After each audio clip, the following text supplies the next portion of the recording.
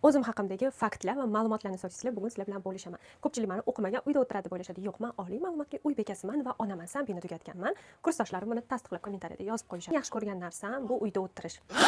Bilmayman lekin nimaga uyda o'tirish menga yoqadi. Может, zona komfortam. Eng asosiy narsani aytsam sizlarga 5 ta tilda bemalol gaplasha olaman, lekin uyda o'tiraman. Yoshim 29 da nimaga uyda o'tirishim sababi bu salih bo'lgan. Salihda neyrosensorniy tugus 4 stepeni bo'lgan, ya'ni karlikning 4-darajasi. Operatsiyaga tayyorgarlik ko'rdik, zo'rg'a o'qishni bitirib oldim, chaqaloqligida salih olib borib imtihonlarda o'tirardim, keyin Suleyman tug'ildi, ozgina akademiya oldim, o'qib oldim, tugatib oldim. Hayotim shunaqa o'tib ketdi. Turmush o'rtog'imni alohida yashayman, lekin qaynonam bilan urushib turaman. Sababini bilmayman. Bitta fakt. Nima uchun ishlamasligimni so'rashadi? Chunki men ishlagim hozir kelmayapti, faqatgina dam olib, bolalarim katta bo'lguncha vaqtda o'tkazgim kelyapti. Bolalarim davrasida va uyda yaxshigina pul topaman shuning uchun.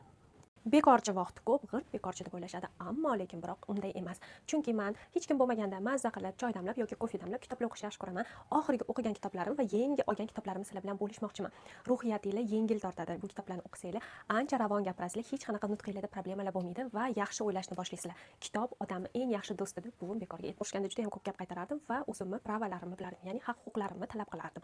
Oilamni saqlab qolib, ozgina tilimni tiyishimga sabab bo'lgan kitob bu Baxtiyor oila. Buni menga oyimlar sovg'a qilgandilar. Oyimlarga esa studentlar sovg'a qilgan. Bu kitobni Shayx Muhammad Yusuf Muhammad Sodiq yozganlar.